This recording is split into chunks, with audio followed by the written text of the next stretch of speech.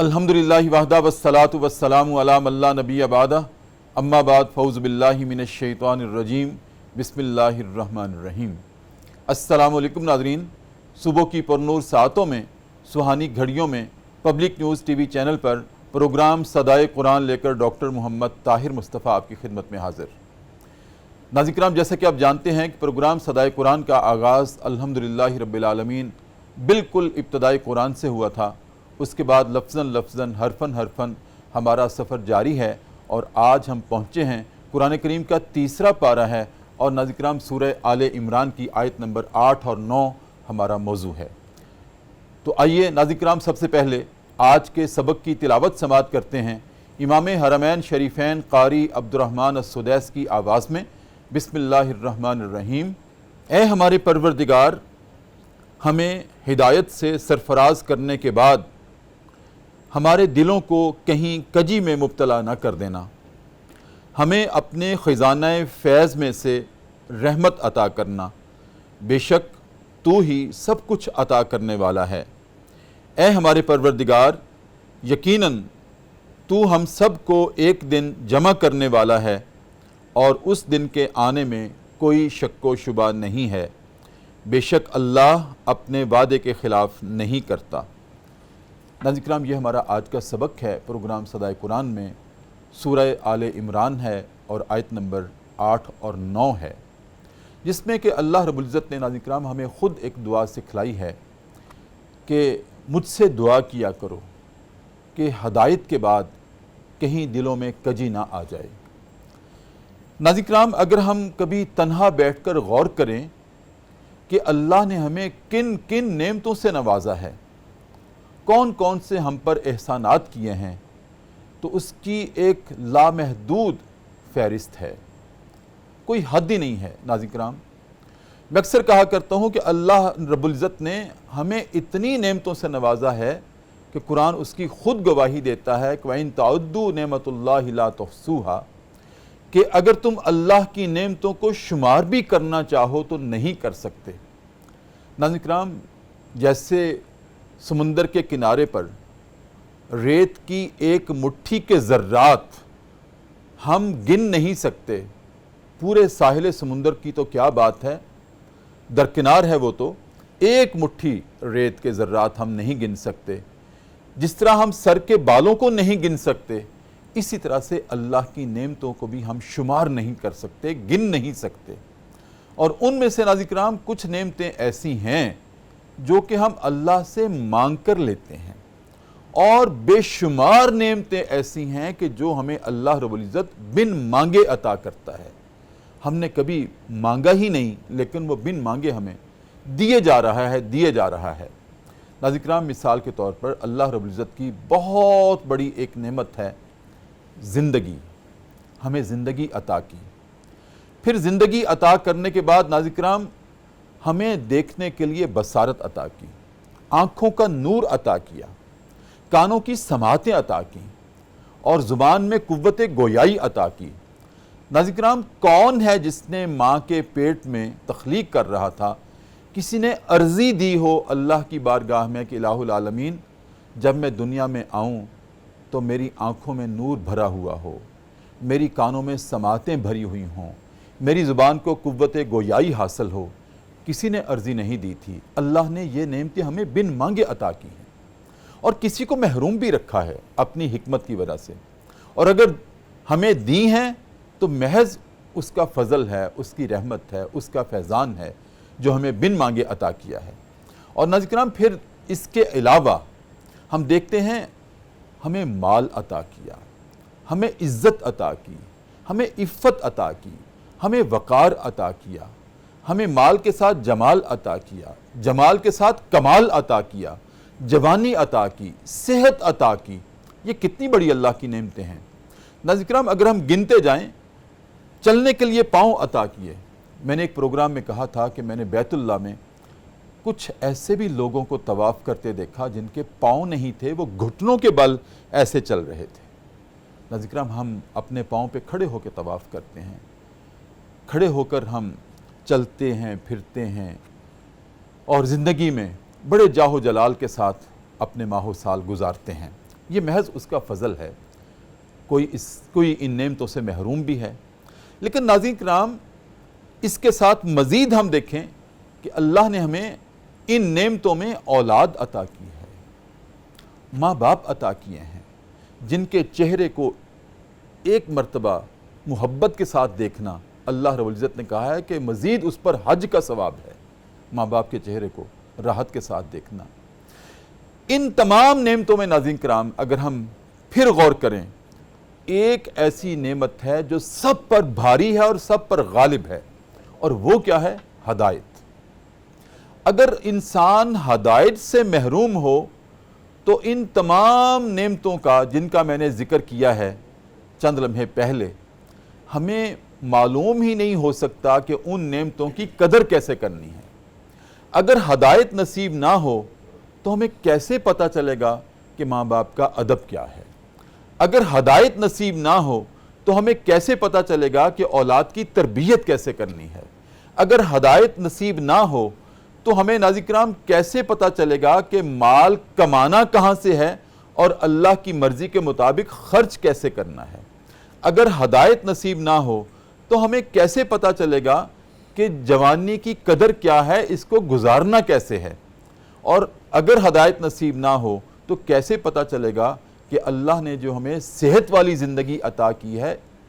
اس کی قدر و قیمت کیا ہے؟ ناظرین کرام، یہ تمام نعمتیں اسی وقت ہمارے لیے فیضان کا باعث ہیں جب اس کے ساتھ اللہ رب العزت کی ہدایت کار فرما ہوگی ہمارے فکر و عمل میں۔ اس لیے اللہ رب العزت نے آج کے سبق میں ناظرین کرام ہمیں یہ دعا سکھلائی ہے کہ مجھ سے مانگا کرو، میں خود چاہتا ہوں کہ تم مجھے کہا کرو کہ الہ العالمین ہدایت کے بعد گمراہی نہ دینا، ہدایت کے بعد ہمیں بے راہ نہ کر دینا، ہدایت کے بعد ہماری آنکھوں پہ پردہ نہ آ جائے، ہماری زبان میں اور ہمارے کانوں کی سماعتوں میں کوئی ایسی کجی نہ آ جائے کہ جس سے آپ کی ناراضگی کا سبب بن جائے۔ ناظرین کرام، مزید آج کے سبق میں ہمارے لیے کیا فکر و عمل کی تطہیر کے زاویے ہیں، اس پہ ہم گفتگو کریں گے آج کے پروگرام میں۔ اور گفتگو کرنے کے لیے ناظرین کرام جو مہمان شخصیت میری دائیں جانب تشریف رکھتی ہیں، ماشاءاللہ پہلے بھی پروگرام صدائے قرآن کا آپ حصہ ہیں، جناب ڈاکٹر مفتی محمد حسیب قادری۔ ناظرین کرام، آپ ماشاءاللہ مفتی ہیں جامعہ نعیمیہ کے، آپ کی والہانہ وابستگی ہے ڈاکٹر سرفراز نعیمی، ان کی ذات کے ساتھ، ان کی شخصیت کے ساتھ، ان کے ادارے کے ساتھ، نور اللہ مرکدہ، اللہ رب العزت ان کی قبر پہ کروڑوں رحمتیں نازل کریں۔ اور ناظرین کرام، اس کے علاوہ آپ ناظم اعلیٰ ہیں المرکز اسلامی لاہور کے، اور اس کے علاوہ آپ استاذ ہیں یونیورسٹی آف گجرات کے۔ ماشاءاللہ لاہور سے گجرات جاتے ہیں اور تشنگان علم کی پیاس کو سیراب کرنے جاتے ہیں، پھر شام کو لاہور آ جاتے ہیں، پھر اگلے دن صبح گجرات جاتے ہیں۔ تو جامعہ گجرات کے آپ استاد ہیں۔ السلام علیکم ورحمۃ اللہ۔ وعلیکم السلام ورحمۃ اللہ وبرکاتہ۔ کیسے ہیں ڈاکٹر صاحب؟ الحمدللہ خیریت سے ہیں؟ جی، بہت اللہ کا شکریہ آپ شکر ہے۔ تشریف لائے۔ اور ناظرین کرام، میری بائیں جانب بارگاہ رسالت مآب صلی اللہ علیہ وسلم میں نذرانہ عقیدت پیش کرنے کے لیے تشریف رکھتے ہیں، آپ بھی ماشاءاللہ مدرس ہیں المرکز اسلامی لاہور کے، سینئر خطیب ہیں اوقاف کے، مولانا محمد عرفان صدیقی۔ السلام علیکم ورحمۃ اللہ۔ السلام ورحمۃ اللہ۔ کیسے مولانا؟ الحمدللہ۔ خیریت سے ہیں؟ ڈاکٹر صاحب، ایک دن جب آپ کو مجھے یاد پڑ رہا ہے کہ صدائے قرآن میں آنے کی دعوت دی تو والد گرامی کا انتقال ہو گیا، اور عین وقت پہ اللہ تعالیٰ ان کی قبر کو نور سے بھر دے اور ان کی مغفرت فرمائے، مقام علیین میں جگہ عطا کرے والد گرامی کو۔ یہ سارا ان کی تربیت کا فیضان ہے جو کچھ آپ کو حاصل ہے، اللہ تعالیٰ کروڑوں رحمتیں نازل کرے ان کی مرکز مبارک پر۔ تو ہماری دعائیں ہیں، آج میں نے سوچا کہ آپ تشریف رکھتے ہیں آن ایئر، سب کو دعا میں شریک کریں۔ بہت شکریہ، جزاکم اللہ خیرہ۔ ڈاکٹر صاحب، ماشاءاللہ آپ کا علم و فضل ہمارے لیے ایک چراغ ہے جس سے ہمارے ناظرین بھی روشنی حاصل کریں گے۔ آج کا جو سبق ہے، میں نے عرض کیا کہ اگر ہم اللہ کی نعمتوں کی فہرست اپنی آنکھوں کے سامنے لائیں، جن کا چند کا تذکرہ میں نے کیا ہے، اور میں نے کہا کہ لامحدود ہیں، بے شمار ہیں، ہم شمار نہیں کر سکتے، لیکن میں نے عرض کیا کہ ان سب میں جو اللہ کی سب سے بڑی نعمت ہے وہ ہدایت۔ جی بالکل۔ ہدایت نہ ہو تو سب کچھ بیکار ہے، پتہ ہی نہیں کہ اس کی قدر و قیمت کیا ہوگی۔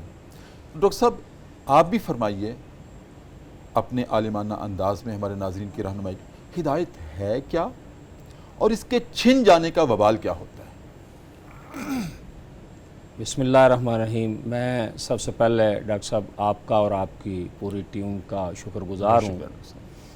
کہ اس سعادت میں آپ گاہے بگاہے ہمیں شامل کرتے رہتے ہیں، ہماری سعادت ہے۔ اور اللہ تعالیٰ کی مقدس کتاب کے پیغام کو ناظرین تک پہنچانا، میں یہ سمجھتا ہوں کہ یہ بہت بڑے اعزاز کی بات ہے، اور یہ قدرت کا چناؤ اور انتخاب ہے۔ الحمدللہ۔ اللہ نے آپ کو یہ سعادت بخشی ہے۔ آپ نے سوال پوچھا کہ ہدایت اللہ کی بہت بڑی نعمت ہے، تو اس کا مفہوم کیا ہے، ہدایت کا مصداق کیا ہے؟ جی جی۔ بیسیکلی قرآن چونکہ عربی زبان میں ہے، اور قرآن مجید برہان رشید کے جتنے الفاظ ہیں تو جو عربی لغت کے ائمہ ہیں انہوں نے سب سے پہلے تو اس کا عربی لغت میں مفہوم بیان کیا ہے۔ مثلا لفظ ہدایت کو ہم دیکھیں تو لغت کے بہت بڑے امام راغب اصفہانی نے اس کا معنی اور مفہوم یہ بیان کیا کہ جو چیز مطلوب ہے، مقصود ہے، اس کی طرف بہت نرمی سے، ملائمت سے کسی کی رہنمائی کرنا، کسی کو راستہ دکھانا، یہ ہدایت کہلاتا ہے۔ سبحان اللہ، سبحان اللہ۔ اور پھر آگے چل کے علماء نے اس کی وضاحت مزید جو پھیلاؤ کر کی وہ کی کہ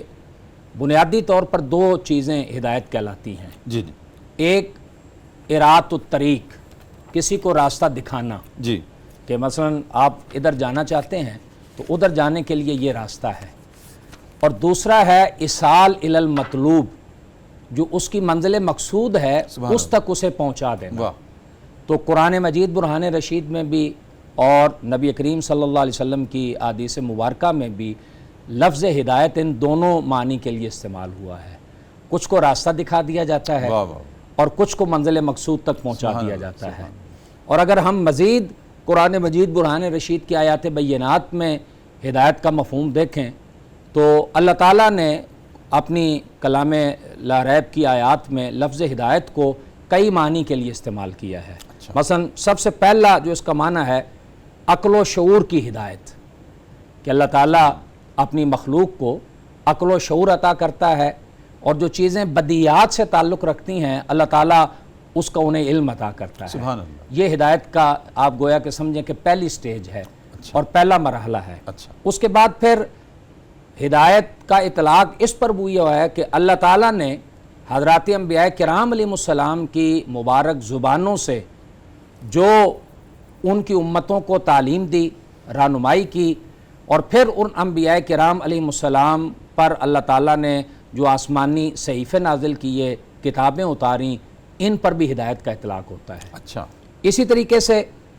ہدایت کا جو اگلا معنی ہے وہ بڑا خاص ہے، اچھا۔ کہ مفسرین کرام نے کہا کہ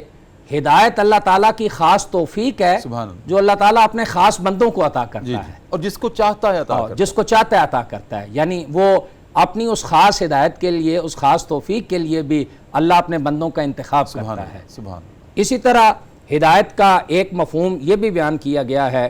کہ آخرت میں جو اللہ تعالیٰ جنت کے راستے کی طرف اور جنت کی طرف لوگوں کی رہنمائی کرے گا، اس کو بھی قرآن مجید برہان رشید میں ہدایت کہا گیا ہے۔ سبحان اور علامہ غلام سل سعیدی نے تفسیر تبیان القرآن میں لکھا کہ 5 جو معنی ہیں وہ ہدایت کے اس اعتبار سے بھی ہیں۔ نمبر 1 وجدان، کہ اللہ تعالیٰ نے ماں کے پیٹ میں جو بچہ ہے وہ جیسی ماں کے پیٹ سے باہر آتا ہے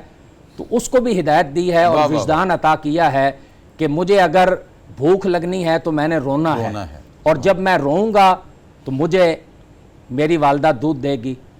مجھے کسی چیز کی ضرورت ہے تو میں نے اس کا تقاضا کرنا ہے، اس کو مانگنا ہے، ڈیمانڈ کرنی ہے، یہ اللہ تعالیٰ نے عطا کیا ہے۔ اسی طرح حواس کے ذریعے سے اللہ تعالیٰ نے ہدایت عطا کی ہے، جو جانوروں کو بھی ہے، جانداروں کو بھی ہے، انسان کو بھی ہے۔ پھر اللہ تعالیٰ نے عقل کے ذریعے سے ہدایت عطا فرمائی ہے، جس سے اللہ تعالیٰ نے باقی مخلوق سے حضرت انسان کو خاص کر لیا، سبحان اللہ، اپنے نائب کو، اپنے خلیفہ کو خاص کر لیا، کہ اس کو اللہ تعالیٰ نے عقل کے ذریعے سے ہدایت عطا کی۔ اور پھر اللہ تعالیٰ کی ہدایت کا جو اگلا درجہ ہے وہ ہے دین اور شریعت، کہ اللہ تعالیٰ وحی کے ذریعے سے حضرات انبیاء کرام علیہ السلام اللہ کے پیغام کو، اس کی تعلیمات کو دین کے طور پر، شریعت کے طور پر لوگوں کے سامنے جو ہے وہ رکھتے ہیں۔ اور علامہ نے بھی پانچواں کہا کہ پھر اس میں سے بھی جو اخص الخاص ہدایت ہے وہ اللہ تعالیٰ کی توفیق ہے جو اس نے اپنے خاص بندوں کو عطا کر رکھی ہے۔ سبحان اللہ،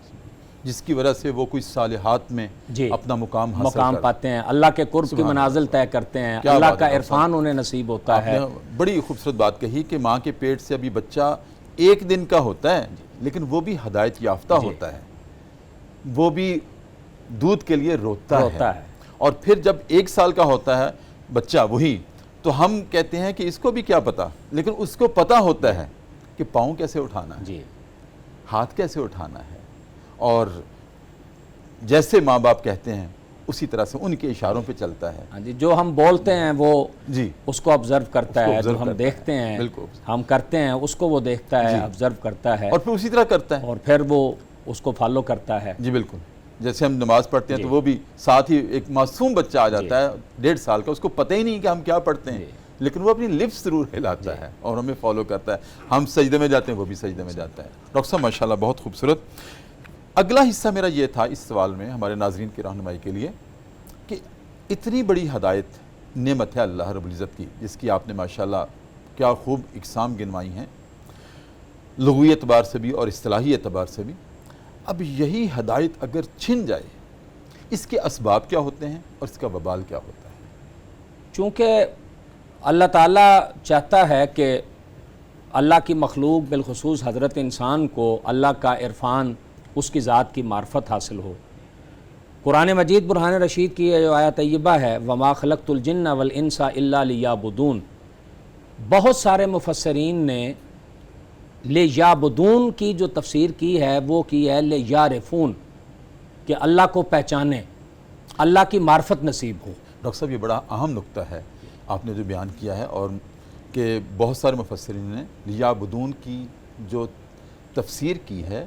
وہ لِيَعْرِفُونَ سے کی ہے کہ اللہ کو پہچانا جائے۔ اللہ نے جنوں انسانوں کو اس لیے پیدا کیا ہے۔ بہت اہم نقطہ ہے۔ آپ کی اجازت سے ایک وقفہ لے لوں اور اس کے بعد یہیں سے سلسلہ کلام دوبارہ شروع کرتے ہیں۔ ناظرین کرام، بہت اہم موڑ پہ گفتگو منقطع ہوئی ہے، وقفہ ہے، اور وقفے میں ہم چاہتے ہیں دربار رسالت میں اور اپنے نبی کریم صلی اللہ علیہ وسلم کی ذات اقدس پر ایک مرتبہ درود کریم کا نذرانہ پیش کرتے ہیں اور واپس آتے ہیں۔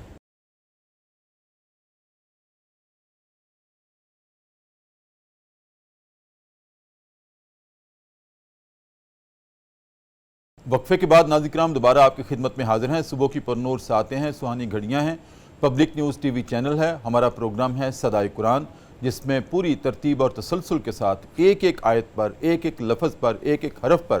ناظرین کرام ہم گفتگو کر رہے ہیں اور اس میں سے صدائے قرآن تلاش کر رہے ہیں۔ اور آج ہمارا سبق پہنچا ہے قرآن کریم کا 3 پارہ ہے، سورہ آل عمران ہے، اور آیت نمبر 8 اور 9 ہمارا سبق ہے۔ ناظرین کرام، ڈاکٹر صاحب نے وقفے سے پہلے جہاں بات ختم کی تھی وہ یہ نقطہ تھا کہ جہاں اللہ رب العزت نے ارشاد فرمایا ہے کلام اللہ میں وَمَا خَلَقْتُ الْجِنَّ وَالْإِنسَ إِلَّا لِيَعْبُدُونَ، کہ ہم نے جنوں اور انسانوں کو محض اپنی عبادت کے لیے پیدا کیا ہے۔ اب عبادت سے مراد صرف نماز، روزہ، حج اور زکوٰۃ نہیں ہے، بلکہ عبادت سے مراد یہ ہے کہ زندگی کے ہر لمحے میں اپنی ذات کو اللہ کے سامنے سبمٹ کر دینا، اللہ کی مان لینا ہر معاملے میں۔ لیکن ناظرین کرام، ڈاکٹر صاحب نے بڑا اہم نقطہ بیان کیا ہے کہ مفسرین نے یہاں پر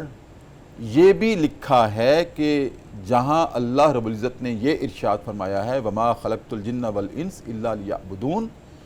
وہاں اگر ہم اس کو اس تناظر میں آیت کو سمجھیں کہ عبادت کیا ہے، ہم اس طرح اگر اس کو لیں کہ وَمَا خَلَقْتُ الْجِنَّ وَالْإِنسَ إِلَّا لِيَعْرِفُونَ، کہ اللہ کا تعارف پہلے اس تک پہنچا جائے، وہ ذات کیا ہے اس کا تعارف حاصل کیا جائے، اس کی معرفت حاصل کی جائے، پھر عبادت سمجھ آ جائے گی کہ عبادت کیا ہے۔ بہت اہم نقطہ ہے، یہیں سے سلسلہ کلام ڈاکٹر صاحب سے دوبارہ شروع کرتے ہیں۔ جی ڈاکٹر صاحب، آپ جیسے میں نے عرض کیا کہ مفسرین کی رائے ہے کہ لِيَعْرِفُونَ، تاکہ وہ مجھے پہچانے، اس لیے کہ بندگی میں کمال عرفان کے بغیر نہیں ہوتا۔ اور آپ دیکھ لیجئے کہ ایک ہمارا عام لوگوں کا نماز پڑھنا ہے، ایک اہل اللہ کا، اللہ کی بارگاہ کے مقربین کا جو عبادت میں لذت، جو کیف، جو سرور، جو حضور، جو خشوع و خضوع انہیں میسر ہوا، ہم عام لوگ اس سے محروم ہیں یا اس تک نہیں پہنچ پاتے، اس کی ایک بنیادی وجہ یہ ہے کہ ہمارے نفس کے آگے بہت ساری رکاوٹیں حائل ہیں جو اللہ تعالیٰ کی ذات کے عرفان سے ہمیں روکتی ہیں، اور انہوں نے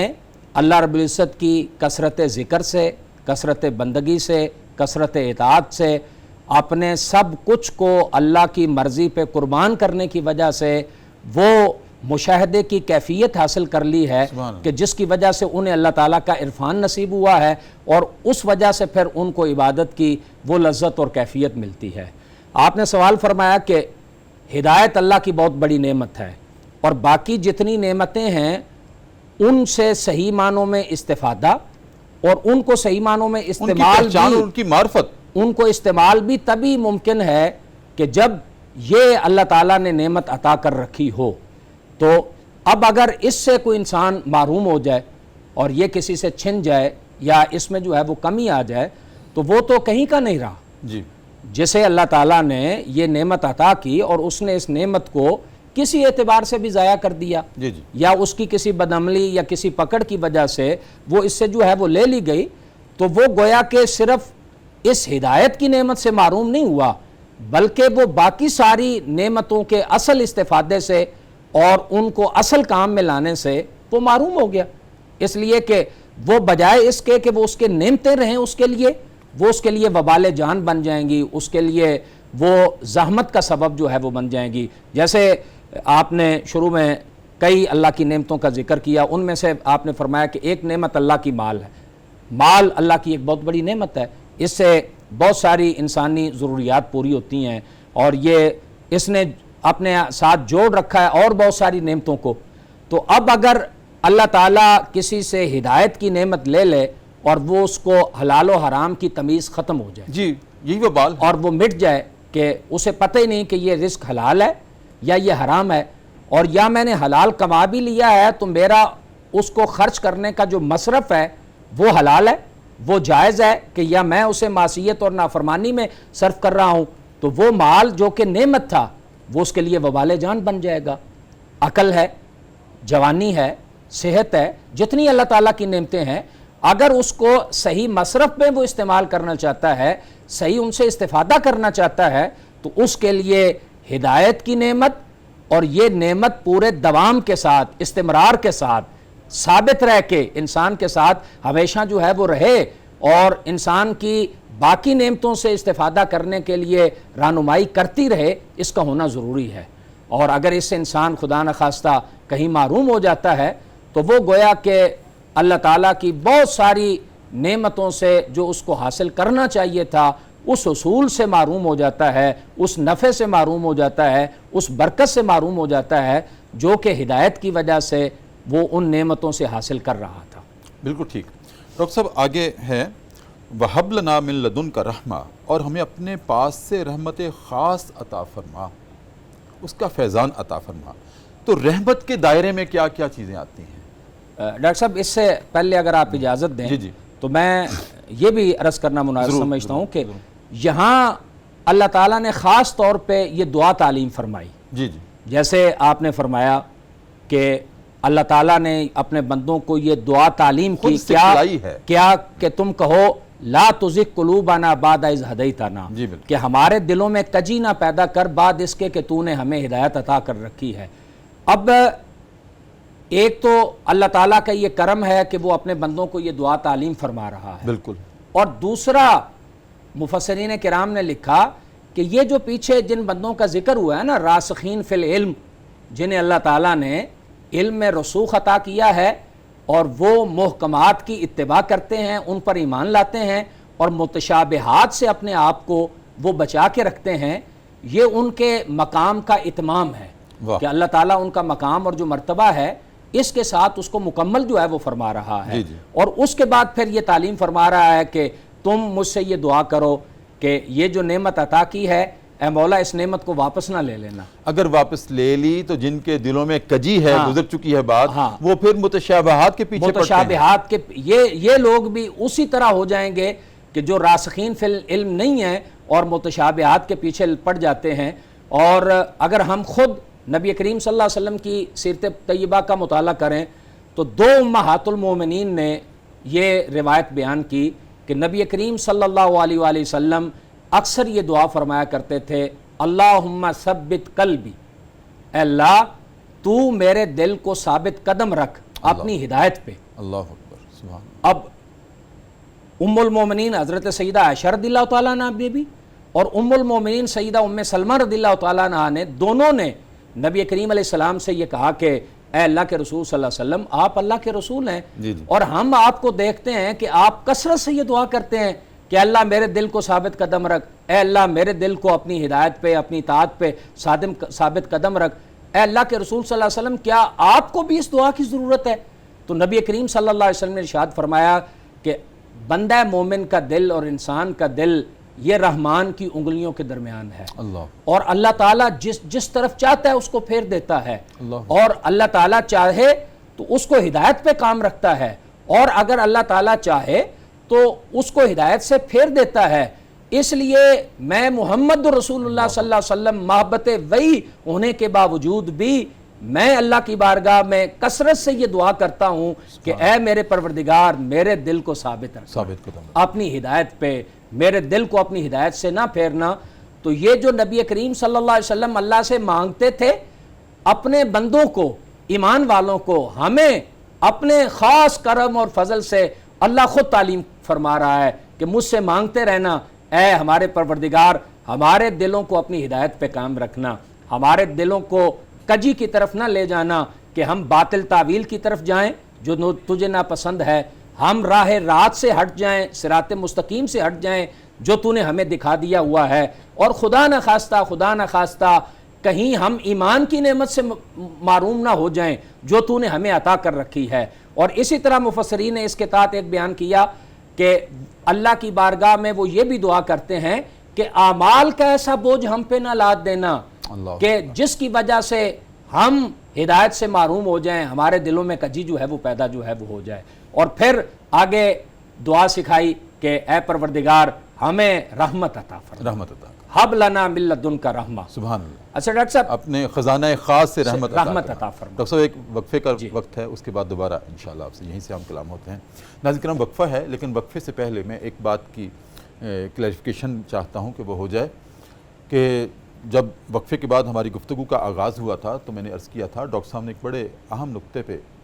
بات کو منقطع کیا تھا. وہ بات یہ تھی کہ مفسرین کی بات ہوئی تھی کہ بہت سارے مفسرین نے جو کلام اللہ میں یہ ارشاد ہے کہ وما خلقت الجن والانس الا لیعبدون, کہ ہم نے جنوں اور انسانوں کو محض اس لیے پیدا کیا ہے کہ وہ ہمارے سامنے اطاعت گزار ہو کر اپنے آپ کو گرا دیں, سبمٹ کر دیں. تو نقطہ یہ تھا کہ بہت سارے مفسرین نے یہاں پر اس آیت کو, اس کی روح کو سمجھنے کے لیے یہ بھی لکھا ہے کہ اگر ہم یہاں لیعبدون کی بجائے پہلے لیعرفون کے لفظ کو لا کر اس کی ماہیت پر اور اس کی روح پر غور کر لیں تو ہمیں سمجھ آ جائے گی کہ عبادت کیا ہوتی ہے. پہلے اللہ کی معرفت حاصل ہو جائے کہ اللہ کی ذات کیا ہے, اس کی صفات کیا ہیں اور اس کی صفات کے تقاضے کیا ہیں. جب یہ ہمارے دلوں میں روشنی آ جائے گی پھر ہم اپنے آپ کو اللہ کے سامنے گرانے کے قابل ہو جائیں گے. تو کلیریفیکیشن یہ چاہتا ہوں کوئی مغالطہ یہاں سے یہ نہ لے لے کہ مفسرین نے یہاں لیعبدون کی بجائے لیعرفون کے الفاظ بدل دیے ہیں. یہ ایسی بات نہیں ہے, بلکہ عبادت کو سمجھنے کے لیے, لیعبدون کو سمجھنے کے لیے مفسرین نے لکھا ہے پہلے اللہ کی معرفت حاصل کی جائے, معرفت کو سمجھا جائے, پھر عبادت سمجھ آئے گی. ناظرین کرام وقفہ ہے, اور وقفے میں ایک مرتبہ ہم پھر چلتے ہیں دربار رسالت میں اور اپنے نبی کریم صلی اللہ علیہ وسلم کی ذات اقدس پر ایک مرتبہ پھر درود کریم کا نذرانہ پیش کرتے ہیں اور واپس آتے ہیں.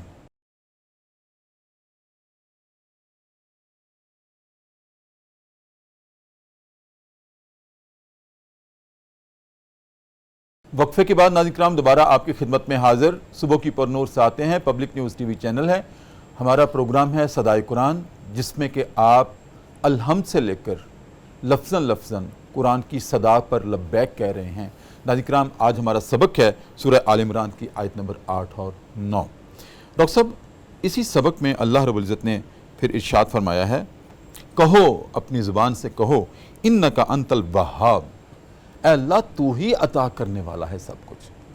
تو ڈاکٹر صاحب، یہ اللہ کی صفت وہاب جو ہے، میں چاہتا ہوں اس پہ کچھ روشنی ڈالیں۔ جی، پوری آیت کو دیکھیے تو کہا کہ یہ کرو ہو کہ اپنی بارگاہ سے رحمت عطا رحمت عطا کرو، بے یعنی شک تو ہی عطا کرنے والا، بے شک تو ہی عطا فرمانے والا ہے۔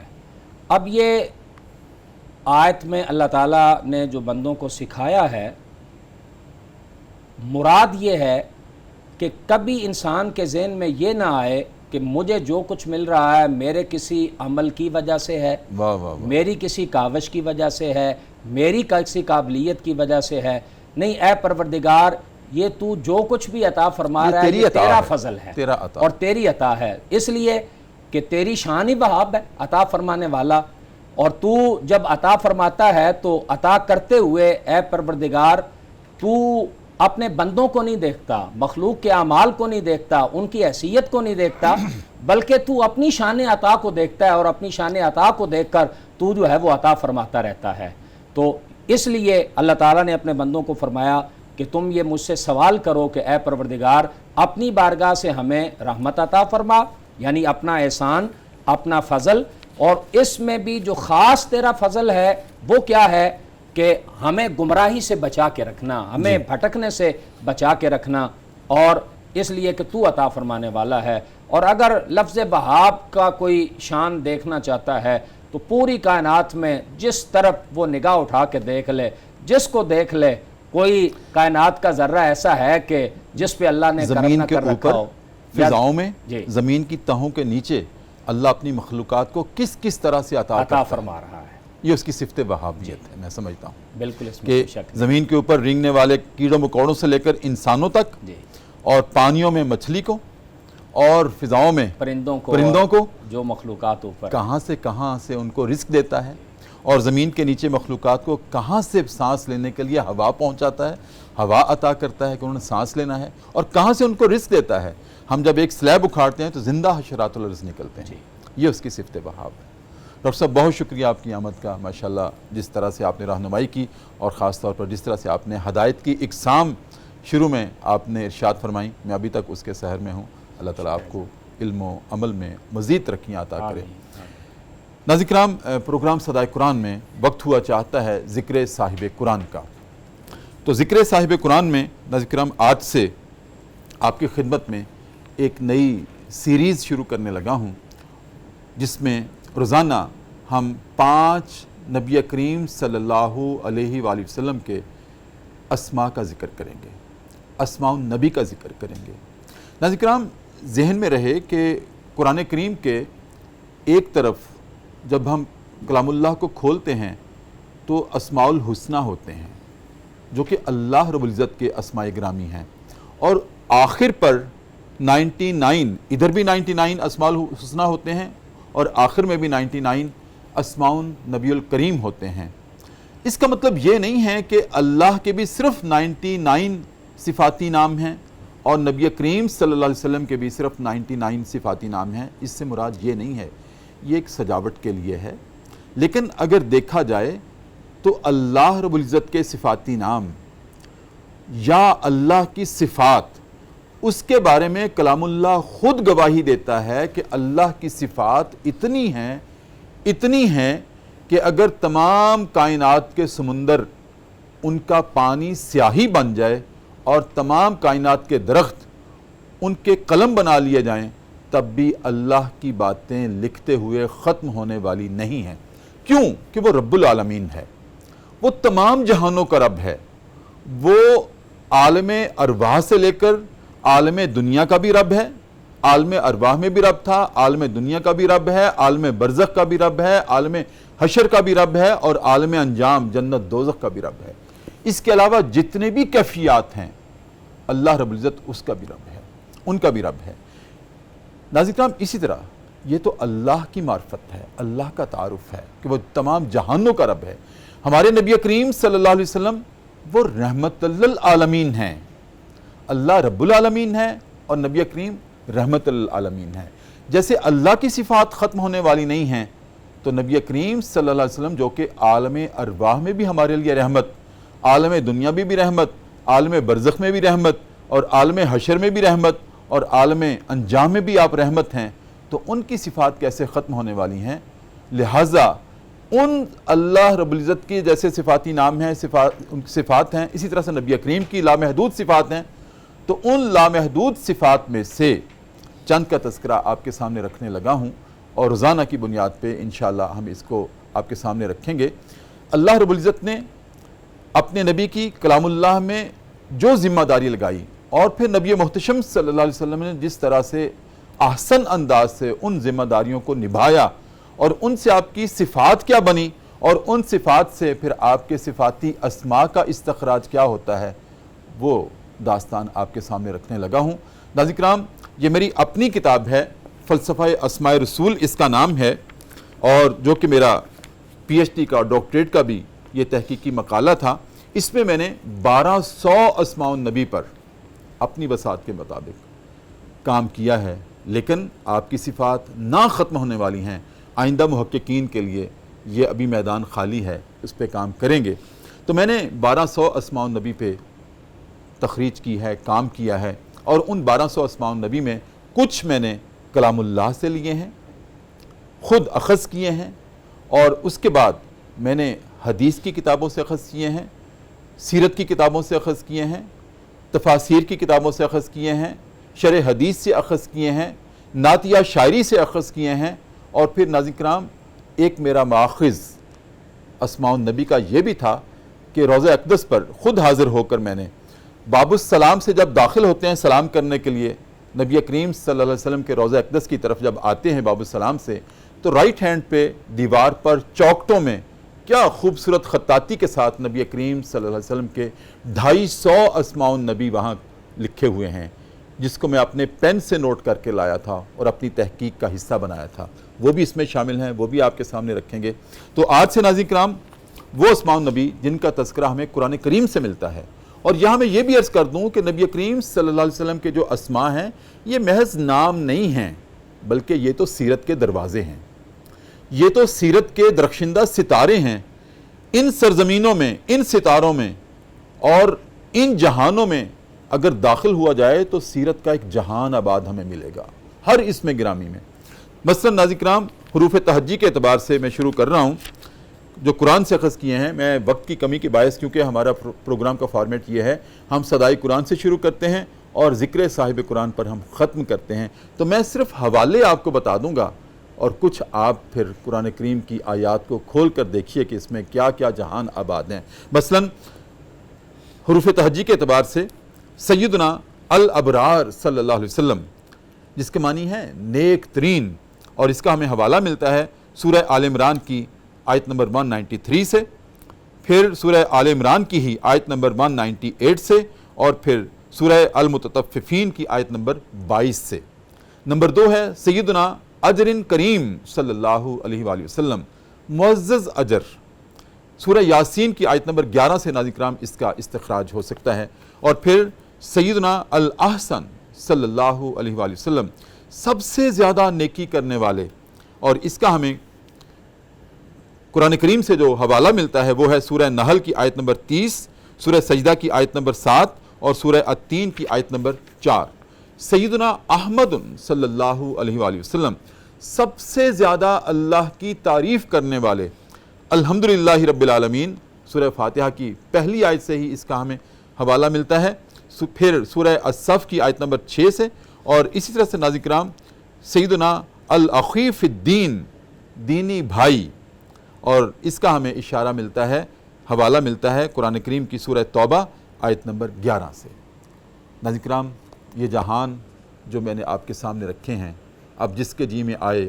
وہی پائے روشنی، ہم نے تو دل جلا کے سر عام رکھ دیا۔ ناظرین کرام، اسی کے ساتھ پروگرام صدائے قرآن آج ختم کرتے ہیں۔ اپنے میزبان ڈاکٹر محمد طاہر مصطفیٰ کو اجازت دیجیے گا، اور اب میں گزارش کروں گا جناب مولانا محمد عرفان صدیقی سے کہ وہ بارگاہ رسالت مآب صلی اللہ علیہ وآلہ وسلم میں حاضری پیش کریں۔ دے تبسم کی خیرات ماحول کو، ہم کو درکار ہے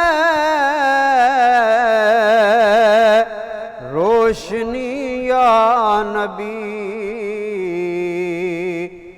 ایک شیریں جھلک ایک رنگین ڈھلک، تلخ و تاریک ہے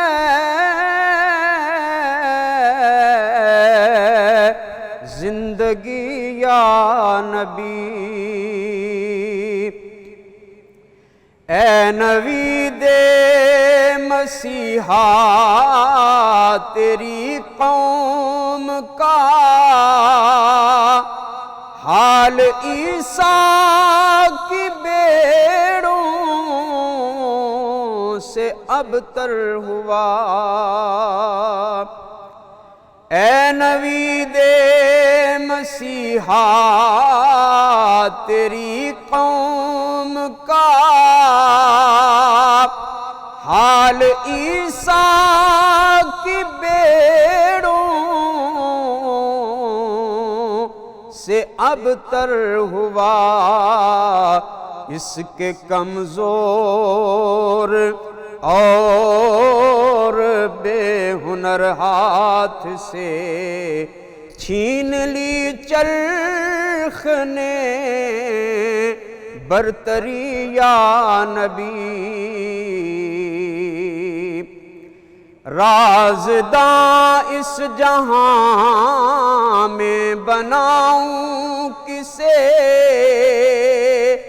روح کے زخم جا کے دکھاؤں کسے، رازداں اس جہاں میں بناؤں کسے، روح کے زخم جا کے دکھاؤں کسے، غیر کے سامنے کیوں تماشا بنوں، کیوں کروں دوستوں کو دکھی یا نبی، سچ میرے دور میں جرم ہے عیب ہے، جھوٹ فن عظیم آج لا ریب ہے، سچ میرے دور میں جرم ہے عیب ہے، جھوٹ فن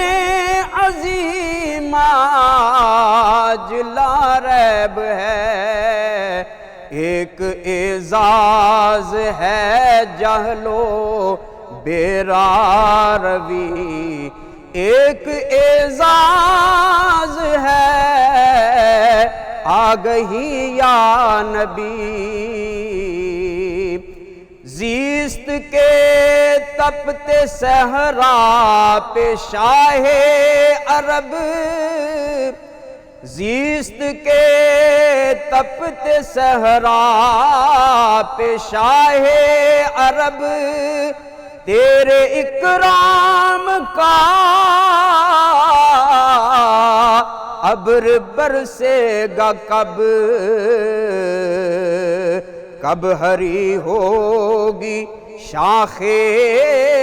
تمنا میری، کب مٹے گی میری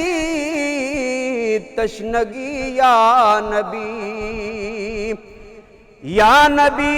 اب تو آشوب حالات نے تیری یادوں کے چہرے بھی دھندلا دیے، یا نبی اب تو آشوب حالات نے تیری یادوں کے چہرے بھی دھند دھندلا دیے دیکھ لے تیرے تائب کی نغمہ گری بنتی جاتی ہے نوحہ گری یا نبی دے تبسم کی خیرات ماحول کو ہم کو درکار ہے روشنی یا نبی ایک شیریں جھلک ایک رنگین ڈھلک تلخ و تاریک ہے زندگی یا نبی